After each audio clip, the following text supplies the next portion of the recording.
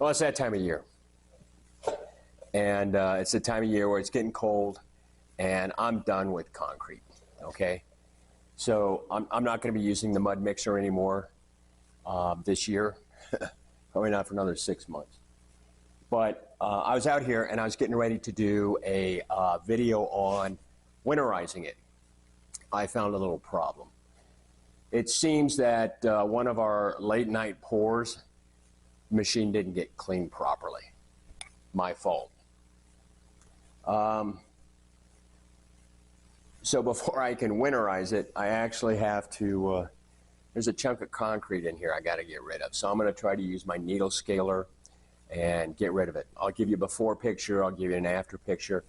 I'll try to get some footage in between, but this is a nasty thing when you use a needle scaler. It's loud and stuff's flying everywhere, so I'll see what I can do. I'm not set up to shoot down inside there, but like I said, I'll give you before, I'll give you an after, and I'll let you know what the results are. Okay, let's get to work. Okay, there is the before, and you can see that all this right there, that all right in there, that's a big hunk of concrete. Okay, that's not concrete, but that in there is concrete. So let me get to work and see if I can get that busted out of there.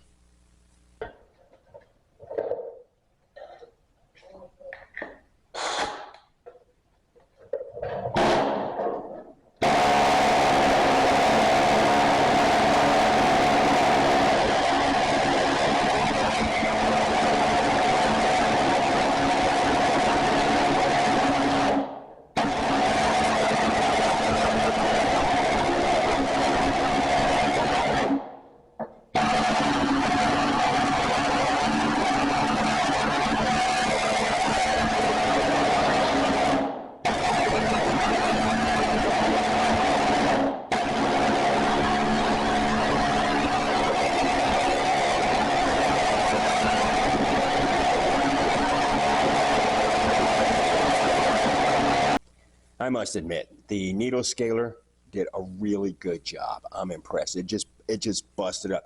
Started off a little slow, but once I got the hang of it, and I turned the pressure up to 90 pounds, it started blowing chunks off of it. Look at this one piece. So, anyway, I got really fortunate. Gotta keep your chute clean. I was fortunate that the auger could still turn and that debris hadn't froze the auger. So I got lucky, and fortunately I had the tools here to fix it. Well, that's about it for this video. My next video is going to be on winterizing the Mudmixer. Again, thanks for watching.